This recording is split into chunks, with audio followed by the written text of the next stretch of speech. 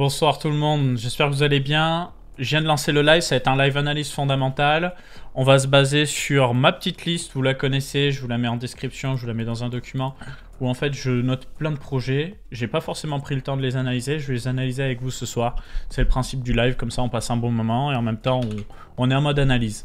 On en profitera également en plus de cette liste, je pense, pour aller creuser un petit peu tout ce qui se passe entre le top 50 et le top 100 des crypto-monnaies parce que je ne connais pas tous les projets et si j'ai envie de continuer la série de vidéos sur la chaîne Capet Crypto, bah vaut mieux que je sache un minimum de quoi je parle. Donc pour ceux qui ne savent pas de quoi il s'agit, vous savez, j'ai fait des vidéos, j'analyse le top 100 des cryptos. On est allé jusqu'au top 50 pour le moment, je connais à peu près tous les projets jusqu'au top 50, mais du top 50 au top 100, je ne connais pas forcément. Donc ça va être l'occasion de se renseigner un petit peu.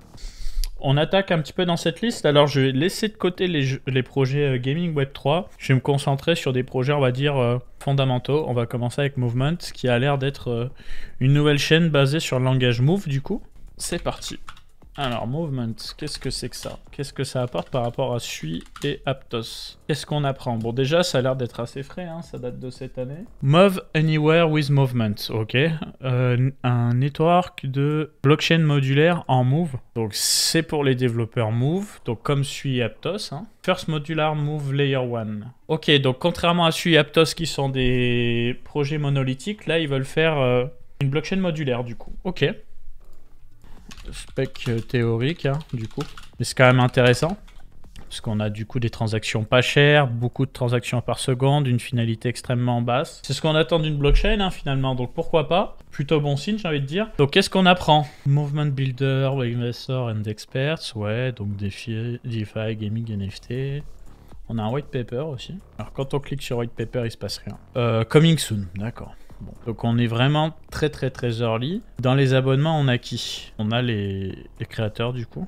Qui sont-ils? Tout le monde est caché derrière une petite photo de profil. UX maximaliste. En tout cas, on a quelques followers en commun. Ok, donc c'est des gens qui étaient impliqués sur d'autres écosystèmes en fait. On va se noter un petit trait sur le sujet. Donc c'était un développeur Solidity. Et le problème de Solidity, c'est la sécurité. Bon là, jusque-là, je suis. Donc des attaques. Ensuite, donc ils se sont concentrés sur le projet Diem de Facebook, qui est en fait l'ancêtre de Sui Aptos. Hein, on en a déjà parlé dans plusieurs émissions. Donc en fait, ce qui est intéressant quand tu parles de MoveVM, bah en fait c'est une machine virtuelle pour du code Move.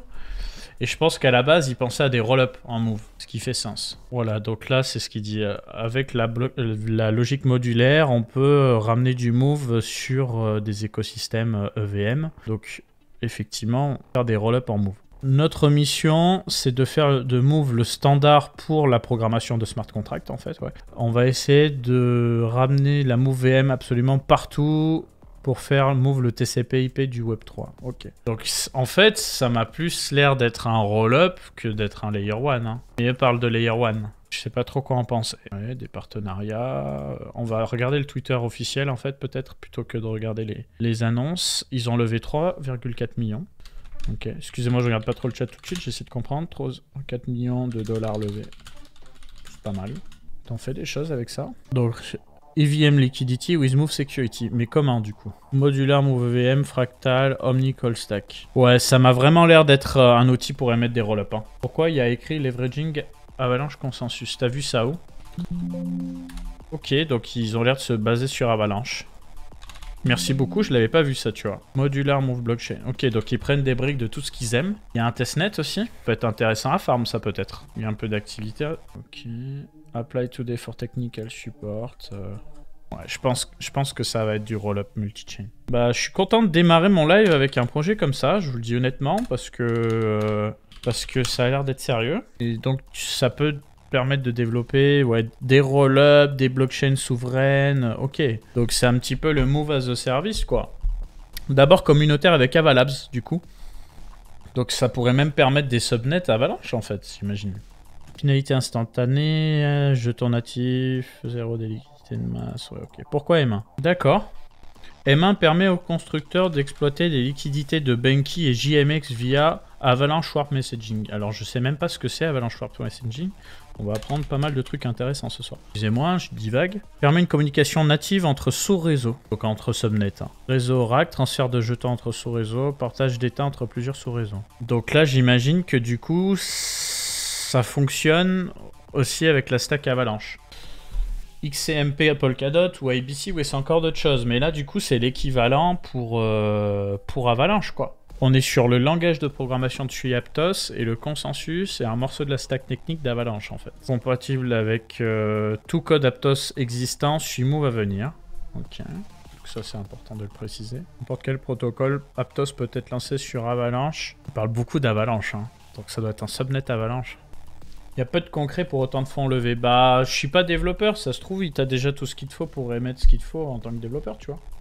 Ok, bon, bah, Movement, j'aime bien. Très bien. Ensuite, on va enchaîner. Qu'est-ce qu'on a comme autre projet là-dedans? Là, je vais me follow le projet. Qui follow? PD, de classe lambda. Landslide, c'est pour ramener Cosmos en tant que subnet sur Avalanche. Le collègue de Fuel Network. Ah, du coup, c'était follow par Froze. C'est parti de notre équipe. Et Abdel, ok. C'est quoi les gaz? Pourquoi c'est cher? À quel moment on s'en sert? Ah, bah voilà une bonne question. Bah là, ça me fait plaisir de te répondre. C'est un peu plus intéressant que d'être dans de la pure spéculation. Et pourquoi pas baisser les prix des gaz? Alors, je trouve ta question absolument extraordinaire et je vais y répondre avec grand plaisir. En fait, quand tu vas effectuer une action sur Ethereum, elle va avoir un coût. Par exemple, en gros, tu vois, une transaction, elle va coûter 21 000 de gaz. Voilà, c'est un coût qui a été fixé par les créateurs d'Ethereum. Tu vas avoir d'autres actions qui vont avoir un coût différent. Quand tu vas sur le Yellow Paper Ethereum, en fait, toutes ces actions, tu vas voir qu'en fait, t'es pas obligé de tout comprendre dans le Yellow Paper. Clairement, il y a des trucs là, ça fait peur. Même pour moi, hein, j'y capte rien.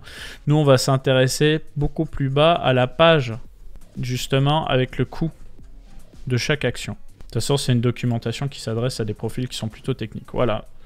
Donc tu vois, tu as en fait toutes les actions. Par exemple, tu vois, une transaction, elle coûte 21 000, c'est ce que je te disais juste avant. Tu vas avoir d'autres types de transactions qui vont avoir un coût différent. En fait, qu'est-ce qui définit ce coût? Bah, c'est les créateurs d'Ethereum qui ont fixé ces coûts-là. Ça ne veut pas dire que ces coûts ne peuvent pas évoluer, hein. Peut-être qu'on peut dire, bon bah voilà, c'est plus 21 000, c'est 20 000, c'est 10 000, peu importe. L'idée, c'est quoi? L'idée, c'est que quand tu effectues une action sur ton ordinateur, elle est plus ou moins gourmande. Tu vois, quand tu copies un fichier, quand tu lis un fichier, quand tu exécutes un jeu vidéo, quand tu lances Google Chrome, quand tu fais une recherche, tout ça, ça a un coût en cycle sur ton processeur, en stockage sur ta RAM, en bande passante Internet, tout ça, c'est un coût cumulé. Quand tu parles de blockchain, d'Ethereum, tout ça, généralement, tu as la totale, hein. Ça va coûter une certaine exécution. Donc, tu vas avoir un validateur de bloc qui va revérifier, qui va réexécuter l'action. Ensuite, il va créer la transaction, il va la stocker dans la blockchain. Donc, il va y avoir de la bande passante Internet pour le faire et pour transmettre ça à tout le monde. Il va y avoir un coût de stockage aussi sur la blockchain parce que ta transaction, elle va peser un certain nombre d'octets, donc un certain poids dans le bloc. Ok ? Donc, tout ça, on le répercute dans le prix. Et en fait, ce coût en gaz a une répercussion sur le prix. Quand tu vas sur Coin Academy, tu pourras voir qu'on a des guides en scrollant un petit peu. Dans les guides, on a notamment en page d'accueil comment calculer le coût d'une transaction Ethereum, où justement on parle de ça. Donc je me permets d'en parler. Je vais juste zapper un peu parce que là c'est en train de me saouler la musique. Ça change pas grand chose, mais... Coût transaction Ethereum. On va regarder ça ensemble. Et il faut savoir que cette logique de coût de transaction Ethereum, c'est la même pour toutes les chaînes EVM type Avalanche, Phantom, Celo, etc. Ok ? Donc il y a une petite vidéo qui va avec où j'explique plein de trucs. J'ai fait une vidéo dédiée sur le sujet où je réexplique ce concept-là, mais en gros, ce qu'il faut retenir, c'est que d'abord, tu as les unités de mesure sur Ethereum. Nous, généralement, on parle en Gwei. C'est ce que tu peux trouver ici. Ce coût, il évolue dans le temps en fonction de la charge sur le réseau Ethereum. En ce moment, le marché est assez calme. Le réseau Ethereum est assez calme. Donc, tu vois, il n'y a pas beaucoup de Gwei. Mais on a déjà vu des moments où ça montait à 80, 200, etc. Donc, ça coûte beaucoup plus cher. Et tu vas très vite comprendre de quoi il s'agit. Donc, quand tu effectues une action, tu as un calcul à faire qui est le nombre de Gwei, c'est-à-dire le coût en temps réel en fonction de la charge sur le réseau. Donc, ça, c'est dynamique. Ça change tout le temps. Le coût en gaz, qui est justement ce qu'on a vu dans la documentation tout à l'heure, qui lui ne change pas. Donc on multiplie les deux et on a un nombre de Gwei total. Ce nombre de Gwei, on peut ensuite le calculer en Ether. Parce qu'en fait, si on reprend un petit peu au-dessus, voilà, un Ether, c'est 1 puissance 18 Gwei. Donc tu sais, c'est de la conversion. C'est comme si je te disais mètre, kilomètre, nanomètre, micromètre, etc., etc. Tu vois, bon, faut connaître un petit peu les valeurs sur Ethereum. Donc on sait que ici en l'occurrence, 1 092 000 Gwei, ça fait 0,001092 Ether. Et ensuite, tu n'as plus qu'à multiplier ce coût par le prix actuel de l'Ether. Si par exemple le coût actuel de l'Ether, bah, c'est 2000 $, bah, tu fais ça fois 2000 et tu auras le coût en dollars de ta transaction. Gwei, c'est un peu le Satoshi du PTC, ouais, tout à fait. À peu près parce que le Satoshi, c'est 10 puissance moins 8, alors que le Gwei, c'est 10 puissance moins 9. D'ailleurs, je ne sais pas pourquoi ils ont fait moins 8 et pas moins 9, ça aurait été plus simple à comprendre pour Bitcoin, mais bon, ils ont choisi de faire comme ça. Donc, en résumé, plus tu vas, on va dire, additionner différentes actions, plus le coût total en gaz va être grand. Et c'est pour ça que, par exemple, quand tu fais un swap sur Uniswap, en fait, tu fais plusieurs transactions. Tu as d'abord ta transaction d'exécution où tu dis, bon, bah, moi, Capet, je veux échanger des Ethers contre des USDC. Ensuite, tu as le smart contract qui va aller prendre tes Ethers et qui va aller prendre les USDC à quelqu'un d'autre et qui va te les donner. Tout ça, ça fait une addition de différentes transactions, en plus d'autres exécutions qui sont faites que je ne serais même pas capable de te donner précisément. Mais du coup, ça fait un peu comme si tu avais au moins 3 transactions, tu vois. Donc là, par exemple, il nous dit qu'actuellement, un swap, ça va nous coûter jusqu'à 180 000 de gaz. Donc ça va nous coûter 9 fois plus qu'une simple transaction, tu vois. Un transfert en USDT, il nous l'estime à 54 000 de gaz. Donc là, c'est pareil. Pourquoi ça nous coûte aussi cher? Parce que l'USDT, c'est un jeton ERC20, mais c'est pas des Ethers, tu vois. Tout à l'heure, quand on a vu transaction, en fait, c'est pas précisé. Mais 21 000, c'est le coût pour une simple transaction en Ether. C'est-à-dire, moi, je vous envoie des Ethers, ça va me coûter 21 000. Par contre, si je vous envoie un jeton qui a été créé sur Ethereum, comme de l'USDC, de l'USDT, etc., ça va coûter beaucoup plus cher. Et ça peut coûter encore plus cher si c'est la première fois que vous recevez ce jeton. Il y a plein de trucs comme ça à prendre en considération. Donc, dans les logs d'une transaction, tu peux voir les étapes. Ça, je ne savais pas. Ok, je vais prendre celle-là. Et donc là, j'ai les logs. Ok. Et là, j'ai les actions, du coup. Étape par étape. Événement par événement. Très bien. Et après, il faut gratter un petit peu plus pour tout comprendre. Mais je comprends. Quel intérêt de rester sur Ethereum? Parce que c'est la deuxième blockchain la plus sécurisée au monde, de par le fait qu'elle a beaucoup de validateurs. Parce que le principe d'une blockchain, c'est que ce soit décentralisé et sécurisé, tu vois. Donc après, c'est à toi de choisir ton niveau de décentralisation. Un coût en gaz qui reste, le coût d'exécution, et après un coût en Ether, lui aussi, qui évolue en fonction du temps. En gros, c'est un frais bancaire. C'est un frais... Ouais, tu peux voir ça comme ça. C'est un frais où tu dis au réseau, voilà, je souhaite que ma transaction, elle passe. Si tu veux qu'elle passe absolument en priorité, il va falloir que tu payes plus de Gwei que ton voisin, parce que bah, les validateurs de blocs vont toujours prioriser ceux qui payent le plus cher. Comme des enchères, finalement. Quel projet en avance en termes d'interopérabilité? Il y a plusieurs visions. Moi, j'aime beaucoup Hyperlane que j'avais interviewé. Parce que tout le monde peut se servir, en fait. C'est totalement décentralisé. Enfin, ils sont plusieurs bonhommes dessus, tu vois. Mais tout le monde peut intégrer leurs outils à sa propre blockchain. Donc, tu peux t'interopérer à absolument tout le monde. Choisir avec qui tu t'interopères. Tu peux dire, je suis branché à tout le monde. Ou alors, non, moi, je veux pas être branché à Monero. Ou je veux pas être branché à un tel, parce que... la loi m'y oblige, peu importe. Tout ça, tu peux le gérer. La différence entre Axelar et Router Protocol, c'est qu'ils ont des façons différentes de gérer l'information. En termes de sécurité, etc. Dans les grandes lignes. Donc il faut bien connaître les deux projets pour définir les différences. Moi, je les connais pas. Hein. Axelar, Router, Hyperlane, Layer 0, il y en a plein des projets. Ensuite, tiens, Intent Driven Interoperability. Enable apps to access user on any chain without account fragmentation. Encore un projet d'interopérabilité. Tu vois, il suffisait que tu en parles dans le chat et on y arrive. Intention interdomaine, emballage de jetons, quête de messagerie, client léger. Il y a qui derrière? Que des noms que je connais pas. Hein. Mais dans les partenaires, on connaît Celestia. L'interopérabilité, ça fait longtemps qu'on est sur le sujet. Hein. Ça fait depuis 2016-2017 facile qu'on en parle. Hein. Même peut-être avant, hein. Genre 2015, tu vois. Atom Power. Il existe une blockchain modulaire en marche ou pas? Bah, Ethereum. Mais sinon, ouais, Ethereum, Tezos, l'habit dans Smart Chain, même si je dis ça avec les yeux blancs, bien entendu, je dirais Ethereum et Tezos, principalement. Et Pocket Network aussi, je crois, qui s'y mettent. À quoi ça sert, cette cochonnerie-là? Basé sur l'intention, ça veut dire quoi? Proposer une solution interopérable, mais... Je vous avoue que je comprends pas. Encore un truc qui est tout frais, et que je ne comprends pas. Fragmentation des comptes... Désolé, je zappe vite. Hein. La clé pour améliorer est de créer une solution d'interopérabilité qui répond spécifiquement aux besoins des applications à chaque chaîne unique. Donc l'idée, c'est de proposer quoi? Un protocole où les gens, ils codent une app, et ils prennent chaque chose... qui les intéresse sur chaque blockchain en fait, pour être totalement chaîne agnostique. Quand tu parles de blockchain agnostique, ça veut dire que tu ne te préoccupes plus d'un Ethereum ou Solana ou autre, juste tu fais ton application et tu laisses le protocole gérer le reste. Afin de comprendre l'essence d'Orbi, il est essentiel d'avoir une certaine connaissance des intentions. Les intentions étaient longuement évoquées dans le contexte des MIV, donc most extractable value, je crois que c'est ça.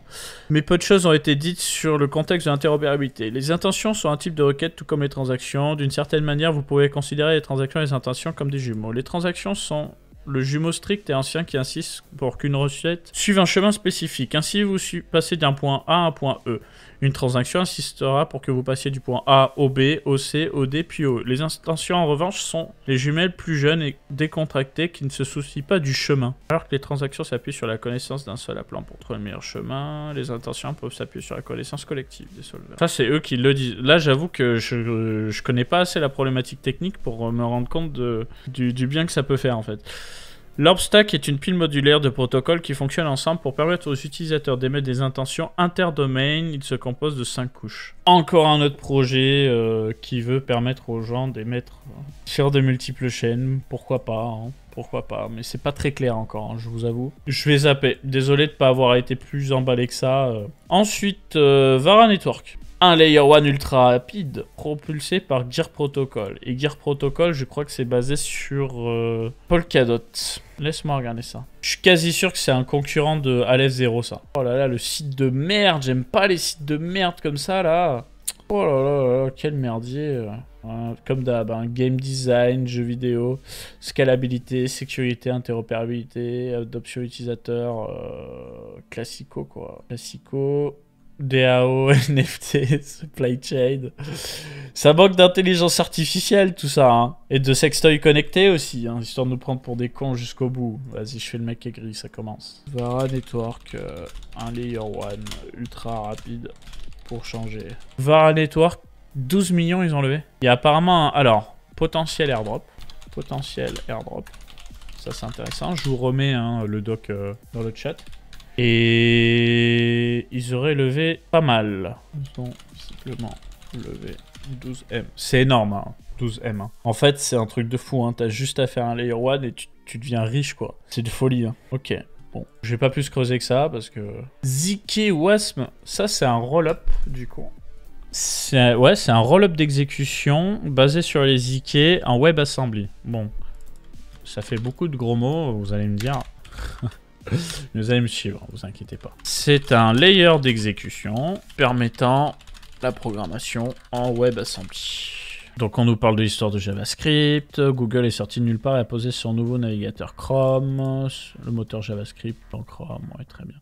En 2015, est là pour la première fois une démo d'un jeu qui tourne sur Unity. Le jeu tourne sur navigateur. En 2019, le W3C faisait de WebAssembly une nouvelle norme du web comme l'a été le moteur V8. WebAssembly s'annonce comme la nouvelle résolution côté performance. WebAssembly est donc déjà à son top départ. Une façon d'utiliser du code qui n'est pas du JavaScript permet de tout faire tourner sur navigateur. Ce code peut être par exemple du C, du C++, du Rust. Il sera compilé et tournera dans ton navigateur à une vitesse quasi native sur ton CPU. Donc quasiment aucune perte de performance.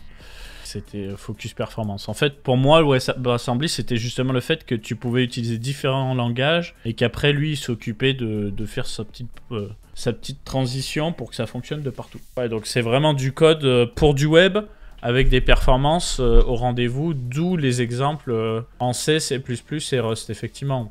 Bah oui, parce que les langages web, généralement, c'est des langages qui sont quand même moins performants que ça. Donc en fait, si tu es assez bon en code et que tu sais faire du C++ ou du Rust, tu peux maintenant faire du web, quoi.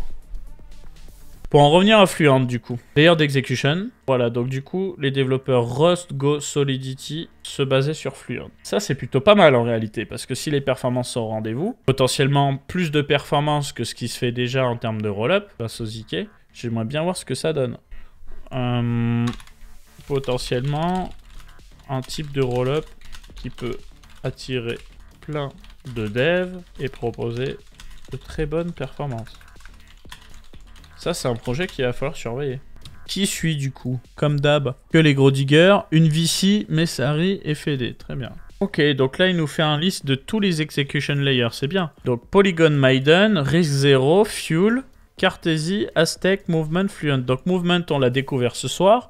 Aztec, bon, c'est surtout pour du transactionnel. Cartesy, c'est pour avoir un environnement Linux sous forme de rollup. On n'a pas encore d'analyse sur Khan Academy. Par contre, Fuel, on a une analyse sur Khan Academy. Donc faites-vous plaisir. Ensuite, on a des nouvelles de Maiden. There is a new lang for Maiden VM Polylang. TypeScript for ZK. Maiden VM, First Learning Maiden Assembly. Donc Maiden, si vous voulez, ça va être un roll-up de Polygon basé sur la technologie ZK, mais pas pour de l'EVM du coup. Cette fois-ci, ce sera quelque chose qui sera axé pour la performance. Polygon Maiden. ZK Optimized Rollup. On a un Twitter sur ça ou pas? C'est que Polygon Labs. On va en avoir des rollups, hein. Comment vous faites le tri, les layer 2 en plein de petits, en mode on fait des clones, c'est chaud? Bah tu fais pas vraiment le tri, si ce n'est l'usage en fait. Hein. Parce que l'usage c'est toujours un peu les mêmes, tu vois. Arbitrum, Optimism, Base c'est basé sur Optimism, après t'as ZK Sync, après t'as Starknet. Et le reste c'est des forks. Mantle c'est un fork d'Optimism. Donc rien de très nouveau, beaucoup de forks des uns des autres. Optimium, basé sur Arbitrum, ok. Beaucoup de choses qui se ressemblent. Scroll qui est bientôt live visiblement. Qui sera un peu différent, ça fait plaisir. Sinon, le reste, c'est pas prêt d'être live, donc il y a le time. Tout ça pour 3 users en airdrop. Bah ouais. Ça, c'est bien résumé, mon frérot. Hein. Je suis d'accord avec toi. Ça fait un peu pitié. Qu'est-ce que c'est que ça? OpSide. Anciennement OpSide. Lumos. ZK Rollup as a Service. Ah oui, c'est vrai. Bon, c'est un truc pour émettre des rollups en ZK. Et t'as aussi du mining. Je comprends pas trop l'idée du mining là pour le coup. Decentralized ZK... Rollup as a Service Network, featuring ZKP Mining. Mais c'est quoi ZKP Mining? Donc eux, ils utilisent plusieurs solutions ZK du coup. ZK-Work, Stark Mining, Ironfish. Mais attends, Ironfish, c'est pas le concurrent de Monero ça? C'est ça? Ouais, c'est le concurrent de Monero pour de la transaction privée. Et Aleo. Donc tout ce qui est branché privacy, c'est Proof of Work en fait. Ah mais il y a plein de projets, j'y comprends rien frère. ZK-Work, ouais. Ecosystem Supporter. Putain, on a du OKEx. DAO Maker, médias. Bon, on a des médias, mais Lumos, Cointelegraph. Est-ce qu'on va apprendre des choses ou pas? Cointelegraph, Upside. Ok, ils ont levé 4 millions, quoi. Bon. Lumos, anciennement Upside, a levé 4M. Alors, comment ils le définissent? Plateforme d'infrastructure. Bon, Rollup as a Service en ZK. Ah, c'est bon, j'ai compris.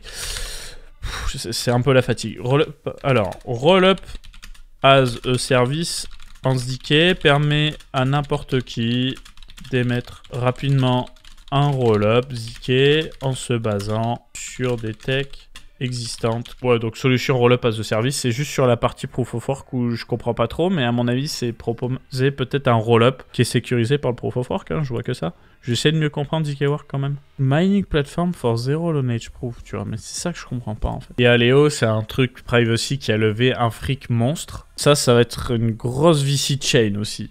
Attention, parce que Aleo raised 200 millions ils ont levé. C'est une dinguerie, hein. 200 millions, hein. Putain.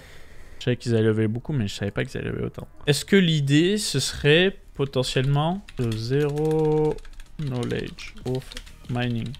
L'idée, ce serait de mettre à disposition son GPU à un réseau pour générer des preuves ZK et toucher de l'argent pour ça.